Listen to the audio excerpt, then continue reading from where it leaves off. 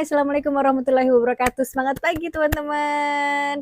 Senang banget kita kali ini kembali lagi di Nurina Tok Tok alias Nurina Bicara-Bicara. Kali ini Nurina akan bicara tentang perempuan nih. Tapi bukan perempuan asal perempuan. Cakep. Wah, dikira pantun kali. Au. Gini, kita kali ini akan membahas tentang perempuan yang mandiri secara finansial. Wah, mantap kali, gitu kan ya. Dulu pernah nggak teman-teman dengerin ada bukan pepatah atau slogan gitu, pokoknya ada istilah yang bilangnya gini, perempuan itu nggak usah pendidikannya tinggi-tinggi, pokoknya perempuan itu harus eh, bisa di dapur, di sumur, dan di kasur. Bener deh, ya pokoknya kayak gitulah. Pernah dengar teman-teman? Aku sih pernah dengar ya, dan menurut aku, ya Allah kasihan amat perempuan.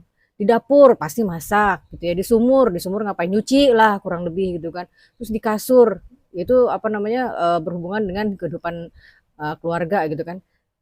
Terus udah gitu doang. Kasihan nggak?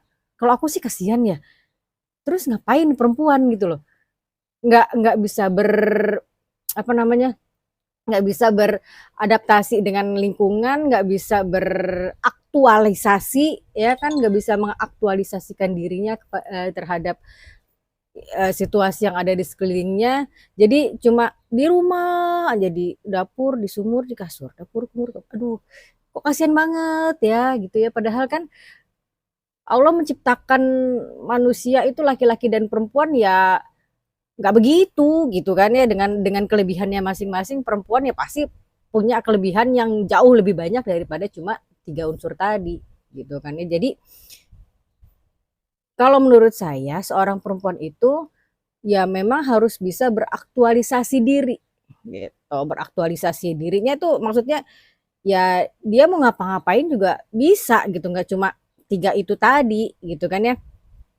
Nah, terus kenapa topik saya kali ini tentang perempuan yang mandiri secara finansial? Berat nih ya. Hari gini, Boy, yang namanya perempuan ya, yang namanya seorang perempuan yang belum menikah atau sudah menikah itu wajib, kalau menurut saya wajib bisa mandiri secara finansial. Kenapa? Karena salah satunya adalah kita jadi nggak usah ngerepotin orang gitu. Kita mau ngapa-ngapain ya udah beli sendiri. Mau butuh ini ya udah beli sendiri, nggak usah minta orang lain. Ya kan?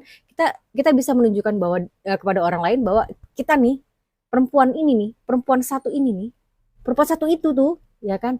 Kita mampu melakukan apa saja yang kita inginkan tanpa mengandalkan orang lain. Ya, itu dari saya doang gitu ya, itu pikiran saya doang gitu kan ya. Apalagi situasi perekonomian dunia gitu kan hari gini, apa-apa mahal. Ini saya merekam ini nih sudah menjelang Ramadan. Dengar-dengar di luar sana beras udah mulai naik harganya, belum lagi nanti cabai dan teman-temannya itu pasti akan ikut-ikutan. Ya mudah-mudahan sih naiknya nggak banyak ya, cuma 500 perak.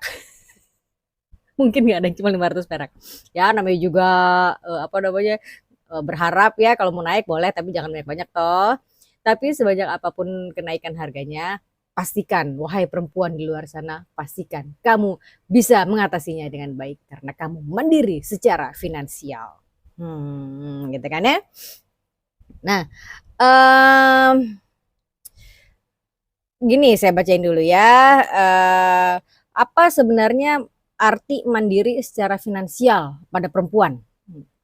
Artinya adalah ketika perempuan sudah bisa melakukan keputusan keuangannya sendiri.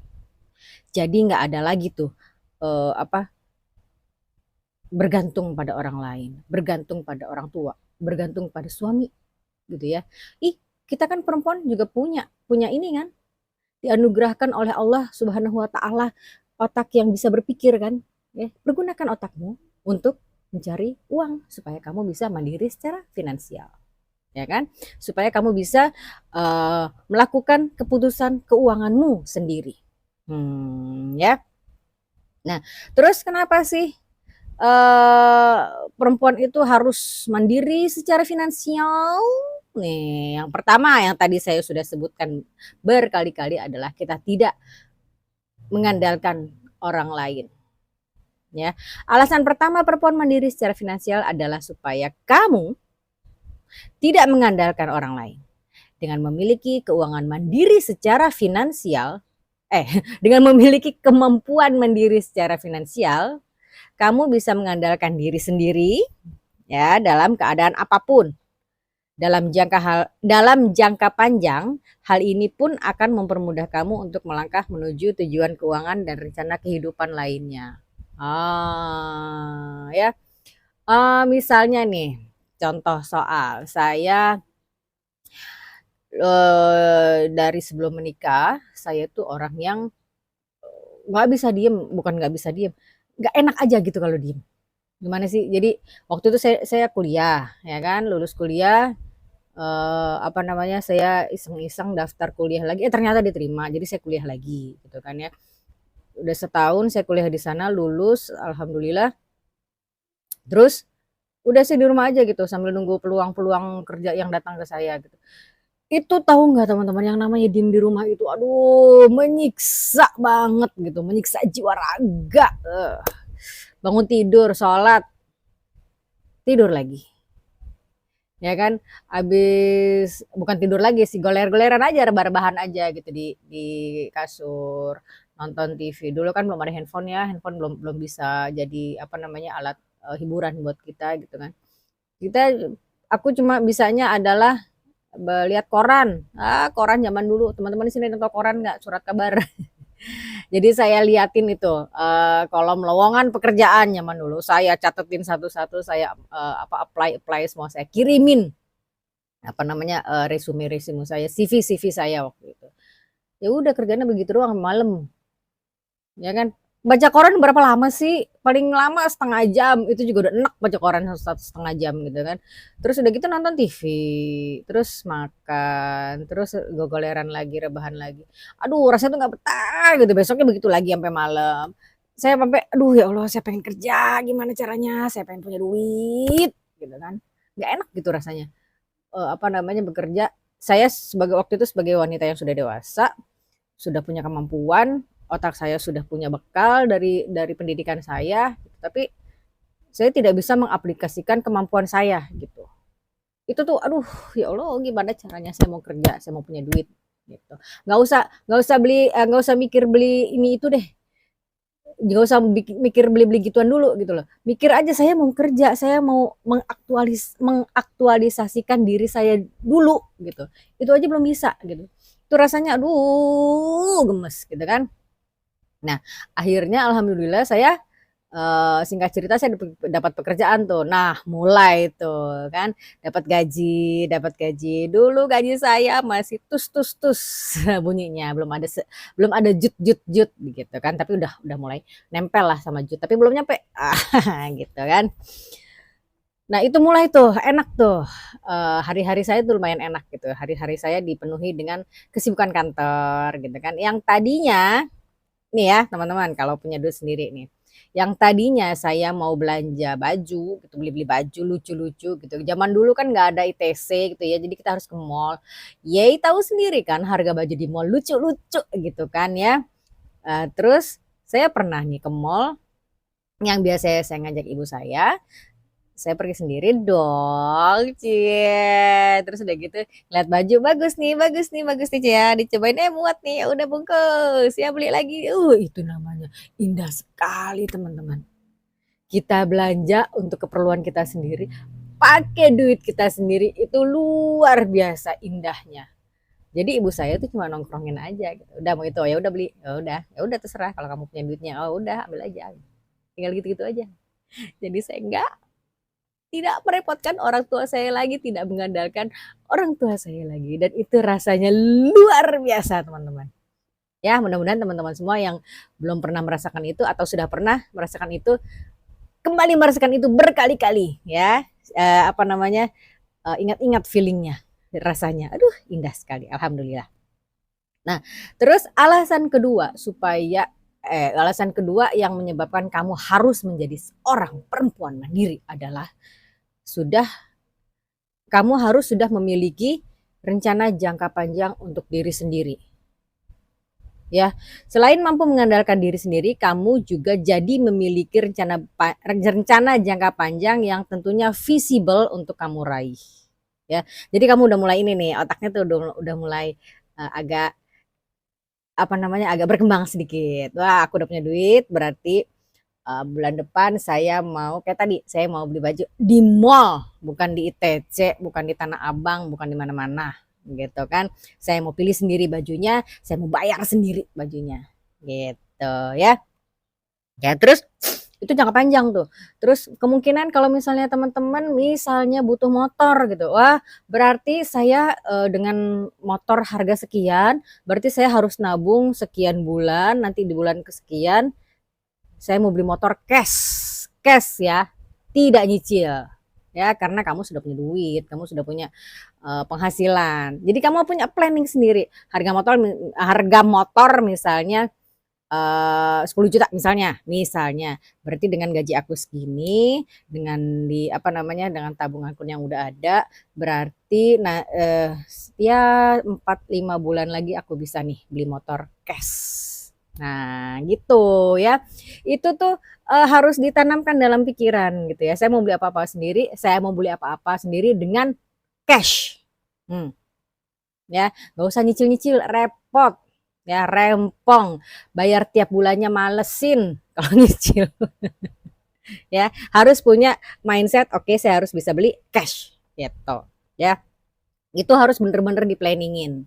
Harganya berapa, saya nabungnya berapa, ditambah tabungan saya yang sudah ada berapa, berarti dalam sekian bulan saya bisa beli motor ini cash. Gitu kan. Nah, itu alasan nomor 2. Yang nomor 3-nya adalah sudah bisa merasa bahagia tanpa harus bergantung dari orang lain. Nah, yang pertama tadi tidak bergantung dari orang lain, yang kedua itu perasaan how happy you are ketika kamu bisa melakukan apa-apa sendiri. Namanya juga perempuan mandiri, bisa melakukan apa-apa sendiri, nggak perlu bantuan orang lain ya. Dan rasakan bagaimana feel-nya, bagaimana feeling-nya, rasanya di otak kamu, di hati kamu. Itu bahagia banget, teman-teman ya. Jarang disadari perempuan mandiri finansial itu juga diperlukan agar wanita dapat merasa bahagia tanpa harus bergantung pada orang lain. Sebab kamu sudah tahu seberapa besar kapasitas dan batasan-batasan dalam hidup dan keuangan. Sehingga kamu juga paham betul bagaimana kebahagiaan itu bisa datang sendiri tanpa harus bergantung dari orang lain. Iya, iya dong pastinya. Bahagia karena nggak mengandalkan orang lain, karena tidak menggantungkan diri dengan orang lain, itu luar biasa. Untuk wanita-wanita yang belum menikah seperti contoh saya tadi, cobain deh. Ya, atau untuk wanita-wanita yang sudah berumah tangga, ya seperti saya, jadi gini, aku ceritain dikit deh. Saya kan dulu kerja banget ya orangnya ya, nggak bisa diem tadi saya udah bilang. Saya kerja banget dari saya belum nikah, dari saya lulus kuliah, saya menikah itu saya kerja banget dari jam 9, setengah 9 sampai setengah 5 apa setengah 6 gitu lah ya. Nah, terus sampai itu berlangsung sampai menikah. Dan itu berlangsung sampai saya hamil, saya punya anak. Gitu. Itu teman-teman feelingnya tuh enak banget gitu kan yang tadi seperti udah saya ceritain. Nah, pada saat saya sudah punya anak itu, anak saya umurnya kurang lebih anak saya 1, 2, ya waktu itu ya anak saya udah 2 lahir, tiba-tiba saya kepikiran, ini anak 2 masih pada kecil-kecil gitu. Yang gede itu masih umur 3 tahun. Yang kecil masih bayi, kan mereka bedanya 3 tahun ya. Kalau misalnya saya tinggalin tiap hari untuk bekerja bagaimana? Keadaan mereka ada sih, saya titipin ke orang tua sih. Pasti aman insya Allah. Tapi saya waktu itu mikirnya ini anak 2 saya tinggalin tiap hari sama eyangnya sama kakeknya aja. Terus gimana mereka bonding ke saya? Terus saya juga nggak tahan gitu di kantor tuh kerja sementara anak saya sakit di rumah. Itu tuh waktu itu anak saya masih bayi sakit. Itu yang namanya mau kerja tuh rasanya aduh ya Allah besok boleh nggak kerja gitu sampai anak ini sembuh aja gitu kan. Nah, berdasarkan yang tadi itu saya memutuskan untuk resign dulu sementara dari kantor. Ya kan? Dan itu setelah saya dari kantor, itu puasnya ampun-ampunan. Saya ngurusin anak, saya tiap buka mata, dari buka mata sampai merem kan tuh anak dua ngeliat saya terus gitu ya. Saya urusin mandinya, saya urusin makannya, saya temenin main, kita belajar bareng-bareng, loncat-loncat sama-sama gitu kan. Tapi setelah mereka besar, setelah anakku yang kecil ini setahun, 2 tahun, 3 tahun gitu, mulai tuh goyang, goyang ini. Ngerasa nggak punya duit, balik lagi ke perasaan pertama tadi. Saya nggak punya duit, kasihan suami saya dong. Apa-apa saya harus minta sama dia. Nggak usah lah beli kebutuhan sehari-hari itu mah oke ya dari dia gitu. Tapi kalau misalnya saya lagi ke mall, saya ngeliat sesuatu baju-baju yang lucu gitu, saya mau beli, nggak bisa. Kenapa? Karena saya nggak punya duit, gitu kan. Itu sedih banget teman-teman. Itu feeling yang, aduh sedih banget gitu loh. Sementara saya dulunya jagoan, mau beli apa aja saya beli sendiri gitu kan. Tapi kali ini mau beli sendiri, aduh, ada sih uang ada gitu. Tapi kan buat beli pampers bocah, buat beli susu si adek, ya nggak? Terus kayaknya sayang aja gitu kalau dipakein. Bisa sih saya minta sama suami, bisa.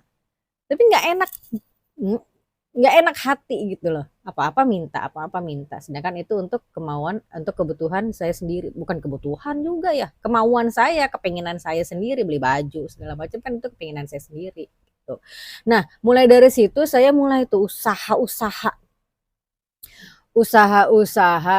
sama teman saya. Dia berusaha mendatangkan baju-baju, nggak tahu dari mana dia waktu itu dapat bajunya ya, dapat baju batik waktu itu, baju batik cantik-cantik banget. Dastor ada waktu itu, baju-baju kantor ada, apa blus-blus lucu gitu ada, rok-rok ada. Kenapa gue jadi jualan di sini? Ya pokoknya gitu, saya menjual itu. Akhirnya saya punya duit lagi walaupun nggak seberapa ya. Terus udah gitu saya berusaha jual tas. Kebetulan kakak saya punya usaha konveksi tas, tas laptop waktu itu. Dijahit sendiri, cakep deh. Dijahit sendiri, kuatnya apa kita tes sendiri, kita jual ke mana coba? Ke perusahaan-perusahaan. Mantap. Ke perusahaan yang butuh tas itu untuk kantor-kantor, untuk pegawai-pegawainya. Wah, itu lumayan tuh. Lumayan duitnya waktu itu kan. Itu saya lakukan, terus waktu itu saya jualan apa lagi gitu ya. Sampai akhirnya saya pikir, oke, jualan beginian ada duitnya, tapi sekali-sekali gitu kan. Saya nggak mau, saya maunya ada duitnya tiap bulan. Sama seperti saya ngantoran gitu. Nah, mulailah waktu itu saya masuk Oriflame. Ya, saya masuk Oriflame, saya belajar segala macam seperti cerita-cerita saya di video-video yang lalu. Ya, sampai akhirnya saya bisa naik level, akhirnya menjadi Diamond Director, akhirnya mendapat mobil, mobil CR-V dulu, motor, iya saya lupa. Sekarang motornya dibawa sama anak saya untuk kuliah di Semarang. Terus perjalanan liburan ke luar negeri gratis 2 tiket, ya kan, saya pernah cerita di video-video saya sebelumnya. Dan itu alhamdulillah, itu yang namanya percaya diri, masya Allah, balik lagi gitu. Jadi nggak ada lagi tuh ceritanya Nurina si ibu rumah tangga dengan 2 anak yang minta duit dulu sama suaminya, itu udah nggak ada lagi. Adanya Nurina ibu rumah tangga punya 2 anak, apa namanya, bisa melakukan apa yang dia pikirkan sendiri tanpa mengandalkan orang lain, tanpa minta pada suami. Itu namanya itu feeling kayak seperti itu tuh luar biasa, alhamdulillah. Ya, jadi perempuan-perempuan di luar sana, kamu harus bisa mandiri secara finansial dan rasakan efek percaya dirinya pada diri kamu. Ya. Nah, alasan kelima, kenapa perempuan harus mandiri secara finansial adalah kamu bisa prepare. Prepare terhadap apa? Kamu bisa siap, kamu bisa bersiap-siap apabila kamu bisa siap secara finansial apabila keadaan buruk terjadi. Namanya perekonomian dunia, bukan Indonesia saja, bukan di keluargamu saja ya, bukan perekonomian Di sini saja namanya perekonomian dunia itu kan kadang naik, kadang turun, kadang turun, kadang naik, kadang naik, kadang naik, kadang turun gitu kan. Nggak ada perekonomian yang rata gitu. Yang kaya kaya, yang miskin aja terus kan nggak mungkin gitu ya. Karena Allah itu selalu menciptakan satu hal itu berpasang-pasangan. Terang gelap, ya kan? Apa namanya? Apalagi tuh banyak sedikit laki-laki perempuan gitu kan pasti ada pasangan-pasangannya. Jadi kalau ada yang naik pasti ada turun. Kalau ada turun pasti ada naik. Ya, itu fluktuasi kehidupan. Jadi teman-teman harus bisa mandiri secara finansial untuk siap menghadapi fluktuasi kehidupan. Oke? Nggak ada yang tahu kan masa depan itu bagaimana. Saat ini mungkin kamu sedang di bawah atau roda berputar kamu sedang di tengah-tengah. Ya kan? Besok dengan seizin Allah, jeder, kamu langsung di atas. Nggak ada yang tahu kan? Nggak ada yang tahu, kita semua nggak ada yang tahu rencananya Allah. Tapi kita harus tahu bahwa kita tuh harus siap-siap menghadapi apapun itu. Ya, salah satunya bagaimana? Salah satunya dengan mandiri secara finansial. Ya kan? Jadi arti mandiri secara finansial ini juga mencakup apabila keadaan buruk terjadi. Kamu tahu bahwa kehidupan banyak sekali resiko yang kita hadapi. Betul sekali, mulai dari resiko kehilangan pendapatan, kecelakaan, terkena penyakit, nggak usah yang aneh-aneh deh. Atap bocor minimal, itu kan harus dibenerin, ya kan? Harus dibenerin. Pakai apa? Pakai ya kalau kamu nggak siap secara finansial, nggak apa dan selalu mengandalkan orang lain, apa kabar dunia? Gitu kan? Atau nggak usah ini deh atap bocor tadi udah ya. Mobil mogok, kendaraan mogok, gimana betulinya? Ke bengkel, gimana bayarnya? Pakai ya kan? Resiko tersebut tidak bisa kita hilangkan, teman-teman. Tapi setidaknya kita bisa meminimalisasi secara finansial dengan menyiapkan keuangan kita. Artinya, bila sudah mempersiapkan dengan baik, kamu tidak perlu mengandalkan orang lain dalam hidup. Nggak perlu minta suami, ya, nggak perlu minta kalau kamu belum nikah nggak perlu minta orang tua atau kakak, ya. Percayalah, mereka orang-orang yang kita mintai pertolongan itu insya Allah senang membantu kita. Tapi kan mereka punya kebutuhannya sendiri. Mereka punya keluarganya sendiri kalau kakak kita, ya kan? Mereka punya orang tua juga punya kebutuhannya masing-masing, ya kan? Atau apalagi temen yang orang lain pasti banyak sekali kebutuhannya. Nggak usah ini apa namanya nggak usah keluarga kita. Kalau misalnya kita minta ke teman, pinjam ke teman, ya pasti mereka punya kebutuhannya sendiri-sendiri. Dan ya jangan deh ya, jangan mengandalkan orang lain, andalkan diri sendiri. Oke? Nah, terus tanda perempuan sudah bisa mandiri secara finansial itu gimana? Hah, yang pertama adalah sudah bisa membuat pencatatan keuangan. Kalau saya sih, saya jujur aja saya kalau membuat pencatatan keuangan agak keder dari zaman dulu. Saya nggak suka tuh catat-catat keuangan gitu. Tapi saya punya, jadi maksudnya hari ini ngeluarin sekian, terus nanti ada hari ini ada pemasukan dari sekian, ada dari ini sekian. Itu memang harus dicatat. Cuma kalau perempuan kayak saya yang nggak teliti gitu ya, pusing sendiri gitu. Jadi yang waktu itu ada di otak saya bukan pencatatan keuangan harian seperti itu, tapi saya membuat catatan keuangan di masa depan. Wah, saya emang orangnya visioner banget ya. Jadi saya mikir tuh, anak saya ini sudah 3 tahun berarti harus masuk apa namanya playgroup zaman dulu. Sorry. Harus masuk playgroup dengan dana sekian juta.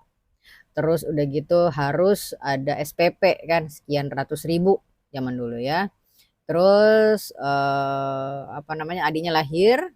Ini anak usianya makin bertambah. Nah, kalau adiknya ke 3 tahun berarti kakaknya 6 tahun kan. Adiknya harus masuk playgroup, ini kakaknya harus masuk SD. Itu tuh sudah saya pikirkan ketika anak saya masih bayi yang kedua. Waduh, nanti 3 tahun lagi saya harus siapin uang sekian untuk si kakak masuk SD dan siapin uang sekian untuk si adik masuk SD. Si kakak kurang lebih SPP-nya sekian, adik sekian. Yang namanya SPP gitu kan ya, kan pasti tiap tahun naik lah ya, walaupun walaupun sedikit gitu pasti naik. Oke, nanti tahun kedua sekian, di SD-nya ini yang ini, masuk ke TK ininya sekian. Itu baru TK sama SD loh gitu. Tapi pada saat itu saya udah berpikir nanti anak saya masuk SMP yang gede, yang kecil kelas 4 gitu kan. Anak saya yang gede masuk SMA, yang kecil masuk SMP. Itu ya, saya buat perhitungannya secara kasar dan itu keluar angka beratus-ratus juta menari-nari di kepala saya. Gile bener ini kebutuhan untuk anak-anak doang gitu kan, belum kebutuhan buat saya, belum kebutuhan untuk suami, untuk orang tua, untuk hari-harian kita, mobil, untuk maintenance-nya segala macam. Terus duit dari mana? Iya sih dari suami sih, betul suami harus bertanggung jawab. Tapi kan kesian gitu loh. Suami bekerja keras tiap hari, saya kerjaan minta-mintain doang. What can I do gitu? Saya harus bisa apa? Saya harus bisa bantu apa? Gitu ya. Itu tuh seperti saya bilang tadi, saya nggak bisa bikin pencatatan harian, pencatatan keuangan harian, tapi untuk nextnya, untuk masa depannya itu udah saya kepikiran banget. Ini butuh sekian, ini butuh sekian, ini butuh sekian. Terus endingnya adalah duitnya dari mana? Gitu ya. Itu teman-teman juga harus punya pikiran seperti itu, gitu ya. Karena hidup itu pasti kayak gitulah, gitu kan ya. Kalau kita jadi nggak usah lah, nggak usah tenang aja besok masih bisa makan, nggak gitu. Besok alhamdulillah masih bisa makan, lusa apa kabar, lusa anak kamu masuk SMP misalnya, lusa anakmu lulus SMA misalnya, apa masa depan selanjutnya nih apa buat anak-anak. Itu harus ada dalam pikiran kamu semua ya. Kita nih perempuan nih harus visioner, harus bisa melihat ke masa depan. Oke? Ya, saya dulu anak saya SMP kelas 1 saja, saya udah tahu yang gede kelas 1 maksud saya. Saya udah tahu nih anak SMA-nya harus di SMA ini berdasarkan minat dan bakatnya. Ya kan? Karena di tempat yang lain nggak ada nih fasilitas seperti SMA ini nih nggak ada. Jadi habis dari SMP dia harus masuk SMA ini. Ya, itu anaknya masih kelas 1 SMP. Setelah itu saya mikirnya apa? Oke, ini anak SMA 3 tahun, 3 tahun itu nggak lama ya. 3 tahun itu sebentar banget, berarti nanti abis dari SMA dia kuliahnya harus di mana? Saya cari itu daftar universitas yang punya jurusan sesuai dengan kemampuan dia. Saya cari dapat universitas apa aja, saya kulik biaya masuknya berapa, UKT-nya berapa dan lain-lain. Itu saya kulik. Jadi saya harus siapin duit sekian. Itu baru untuk anak pertama. Belum anak yang kedua. Kebayangkan bagaimana visionernya saya waktu itu ya. Sampai sekarang sih visioner. Saya sampai saat ini sudah merencanakan bagaimana nanti kalau anak saya, udahlah, gak usah diceritain ya. Kita back to topic. Yang kedua, kenapa tanda-tanda perempuan sudah bisa mandiri secara finansial adalah kenapa gitu? Yang kedua adalah sudah lebih bijak dalam memandang utang. Teman-teman yang saat ini masih pakai kartu kredit, belanjanya masih kartu kredit, coba deh itu kartunya kita gunting saja, nggak usah diterusin ya, nggak usah diterusin. Karena apa? Karena itu utang itu harus dibayar. Ya memang saat ini kamu bisa membayar utang-utang itu, tadi seperti saya bilang, roda itu berputar, kadang di atas kadang di bawah ya, ada saatnya mudah-mudahan sih enggak ya, mudah-mudahan enggak. Saya berdoa supaya teman-teman yang dengerin ini mudah-mudahan enggak mengalami. Tapi kalau misalnya pada suatu saat kamu tidak bisa membayar cicilan apapun itu, cicilan kartu kredit, cicilan apapun itu, ya saya langsung, aduh teman-teman yang terkena pinjol jangan ya, yang belum jangan, pinjol-pinjol segala macam tuh jangan deh. Karena pada saat kamu nggak bisa bayar itu rasanya tuh udah gak enak banget ya. Jadi mumpung teman-teman sekarang masih bisa masih mampu, masih bisa bekerja, masih bisa menghasilkan uang, masih bisa mandiri secara finansial. Udahlah, nggak usah lah pakai utang-utangan gitu, nggak usah lah pakai kartu kredit. Atau ujung-ujungnya kita bayar juga kan, kita ngeluarin duit juga kan. Ya, kalau misalnya masih utangnya masih ada, oke, terusin ya, terusin dengan niat kuat. Oke, saya harus menyelesaikan utang ini sampai selesai dengan niat kuat dan pendirian gitu kan. Tapi setelah ini saya nggak mau lagi. Harus masuk dalam otak. Karena apa? Karena ya itu nggak bijak. Tadi seperti yang contoh yang saya ceritain, ya kan? Kalau tadi kan saya bilang, saya punya uang sekian, dengan tabungan saya sekian, saya mau beli motor sekian, berarti saya harus sekian bulan harus bisa beli motor ini secara cash. Itu cash, kata-kata cash itu harus masuk otak. Jangan saya harus bisa nyicil motor. Enggak. Jangan nyicil deh. Cash aja gitu. Lebih enak, lebih tenang dunia akhirat. Ya, otak kamu lebih lebih nyaman gitu daripada mikirin tiap bulan. Cicilan anu belum, cicilan itu belum ya. Enggak usah deh, ya. Oke. Itu nih saya bacain yang lumayan ini ya. Wanita yang memahami arti mandiri secara finansial secara benar pasti sudah tahu bahwa utang untuk kebutuhan konsumtif lebih baik dihindari daripada menimbulkan kesulitan di masa datang. Eta saya juga ngomong dari tadi. Kalau mau konsumtif, jangan ngutang, bayar cash. Ya, duitnya dari mana? Ya, bekerja lah, teman-teman. Ya, seperti saya tadi. Saya nggak kerja waktu itu. Saya waktu itu pernah saking nggak punya duitnya, saya usahakan semuanya. Saya sempat menjadi dosen, ya kan? Kalau teman-teman dekat saya pasti tahu kalau model-model saya jadi dosen itu kayak apa. Ya, tapi alhamdulillah kehidupan sebagai dosen itu saya jalani dengan baik sampai akhirnya saya punya duit lagi. Tapi setelah itu saya nggak punya duit lagi karena saya sudah tidak ngedosen dan akhirnya yang tadi ya saya ceritain saya masuk ke Oriflame ya sampai sekarang alhamdulillah dan tiap bulan punya duit dong alhamdulillah ya ditransfer sama Oriflame alhamdulillah walaupun saya kerjanya tidak di kantor saya cuma di rumah doang ya bekerja di rumah cuma pakai handphone cuma pakai laptop ya kan alhamdulillah Allah kasih saya gaji seperti orang-orang kantoran penting. Oke. Nah, yang ke berapa nggak tahu adalah sudah memiliki investasi. Waduh, mantap. Perempuan mandiri secara finansial harus tahu tentang investasi. Ya. Investasi itu apa? Investasi di saham? Saya sih nggak gitu ya. Nggak tahu kalau teman-teman mau ke saham boleh. Nggak usah macam-macam investasi itu harus berupa tanah. Kalau teman-teman bisa beli boleh, tapi kalau nggak bisa ya udah. Investasi itu bisa berupa tanah, beli tanah yang banyak gitu kan ya karena tanah itu kan tiap tahun nah harganya naik ya kan. Bisa kamu beli rumah investasinya boleh banget gitu kan. Kalau nggak punya uangnya belum banyak gimana? Ya nggak apa-apa, investasinya kecil-kecilan aja. Apa coba?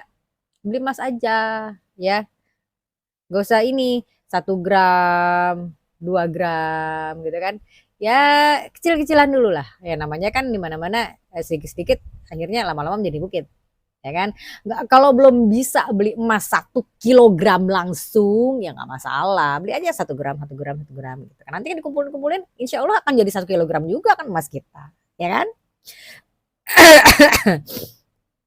pede aja dulu, percaya diri aja dulu saya bisa punya emas sebanyak 1 kilogram. Nah, gimana caranya? Ya nanti. Pokoknya kita pede aja dulu. Kita nabung aja dulu. Nabungnya berapa? 1 gram aja. Sampai berapa lama? Terserah, nggak masalah. Yang penting tujuan kita nanti akan tercapai. Ya kan? Terus udah gitu sudah memiliki rencana keuangan terperinci. Seperti saya contohkan tadi, seperti saya share tadi. Ini anak saya umur sekian harus masuk SD. Sementara adiknya harus masuk TK. Ya. Kalau teman-teman punya anak jaraknya cuma 2 atau 4 tahun, it's okay ya gitu. Tapi kalau 3 tahun seperti saya, satu lulus SMP, yang satu lulus SD. Itu harus dipikirkan baik-baik. Ya, masuk SMP mana, masuk SD mana. Itu harus dipersiapkan baik-baik. Bayarannya berapa tiap bulan SPP. Nanti kalau dia misalnya lulus SMP, yang ini lulus SMA, apa kabar? Satu lulus SMA, satu lulus satu melanjutkan kuliah, satu melanjutkan SMA, apa kabar lagi, gitu kan? Seperti kita tahu yang namanya kuliah itu tidak ada yang murah, bukan? Ada, cuma ya kalau anak kamu bisa masuk situ, alhamdulillah. Tapi kalau enggak, ya kamu sebagai orang tuanya harus bersiap menghadapi hal-hal seperti itu. Ya, jadi harus sudah mempunyai rencana keuangan secara terperinci. Kalau anakmu masih bayi sekarang, bikin rencana itu. Oke? Supaya nanti pada hari haknya kamu udah nggak kaget lagi, gitu kan. Nah, ini yang terakhir adalah seorang perempuan mandiri itu harus sudah memiliki dana darurat. Perempuan mandiri secara finansial juga paham betul bahwa keadaan yang tidak bisa direncanakan bukanlah tanggung jawab pasangan, ya, keluarga atau bahkan teman. Nah, kan harus mandiri, nggak ada tuh minta bantuan. Ada sih minta bantuan, tapi kita tidak mengandalkan bantuan dari pasangan, dari keluarga ataupun dari teman. Jadi mereka sudah paham bahwa memiliki dana darurat ini sangat penting untuk memperkuat kondisi keuangan dan juga membawa ketenangan di kemudian hari. Oke, masalahnya adalah dana darurat itu harusnya berapa? Saya pernah belajar belajar apa sih dulu tuh, rencana keuangan kalau nggak salah ya, sama teman saya. Katanya yang namanya darurat itu adalah ya satu belum saya izinin. Oke. Dana darurat itu adalah besarnya kurang lebih 6 kali biaya bulanan kamu. Jadi kalau misalnya biaya bulanan kamu termasuk kebutuhan sehari-hari ya, kalau yang masih ngontrak ya biaya ngontrak masuk, bensin masuk, makan masuk, uang sekolah anak-anak yang tadi saya bilang itu masuk, pampers, susu segala macam masuk. Yang namanya dana darurat itu adalah 6 kali biaya bulanan. Jadi kalau misalnya biaya bulanan kamu 2 juta, di tabungan kamu harus punya 6 kali 2. 6 kali 2, 12 juta. Itu namanya dana darurat. Ya. Saya waktu pertama kali tahu ilmu itu, wah, puyeng saya langsung, aduh, saya harus bagaimana ini? Ya, tapi nggak apa-apa, nggak usah puyeng, boleh tapi sebentar aja. Setelah itu kamu belajar lagi, bukan belajar, bekerja lagi, berusaha keras lagi sampai minimal uang di tabungan kamu besarnya 6 kali biaya bulanan saat ini. Ya, percayalah yang namanya jadi wanita mandiri itu enak. Ya, nih yang terakhir adalah sudah mulai merencanakan dana pensiun. Ya, saya ingat banget bapak saya dulu, dia pensiun almarhum ayah saya, papa saya dulu ya. Dia dulu bekerja, papa sama mama saya bekerja, orang-orang kerja maksudnya. Terus udah gitu pensiun. Dalam hatinya papa saya, dalam pikirannya papa saya, oke, saya pensiun, saya sudah tidak punya penghasilan lagi. Tapi saya sudah punya rumah, kata almarhum papa saya gitu kan. Saya sudah punya mobil, saya sudah punya semuanya lah, insya Allah yang nggak usah beli lagi, gitu maksudnya kan. Tapi ternyata di usia pensiunnya itu tiba-tiba ada hal-hal kecil yang mungkin tidak terpikirkan. Misalnya atap bocor seperti tadi. Itu tadi yang saya bilang, sekecil-kecilnya atap bocor itu kan harus diperbaiki. Ya kan? Dari mana duitnya? Dari mana memperbaikinya? Ya harus pakai duit. Ya kan? Atau semisal mobil mogok. Kan harus punya uang lagi. Atau misalnya TV rusak, apa rusak segala macam. Ya, jadi kata papa saya, iya semuanya saya sudah punya gitu, saya sudah memperkirakan, tapi saya tidak memperkirakan bahwa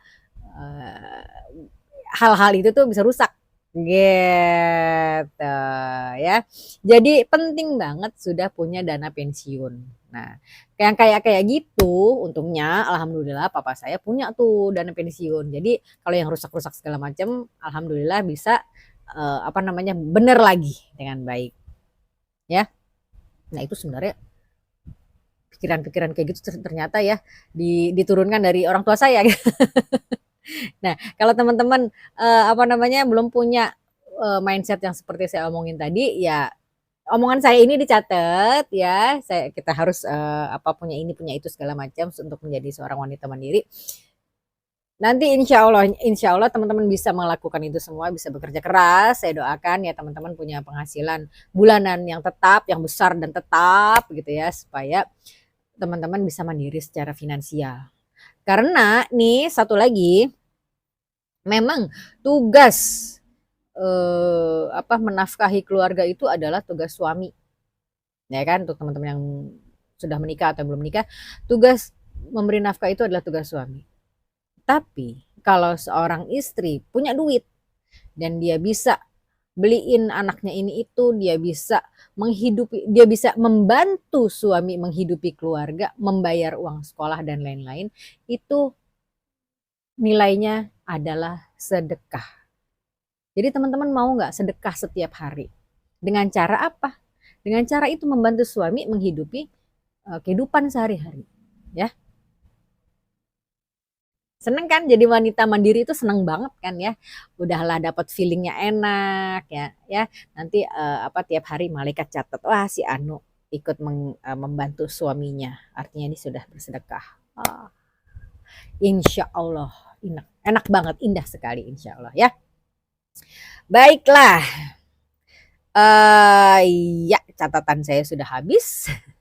Jadi buat teman-teman yang sudah menyaksikan, saya ucapkan terima kasih. Mudah-mudahan saya doakan teman-teman bisa jadi wanita mandiri ya secara finansial.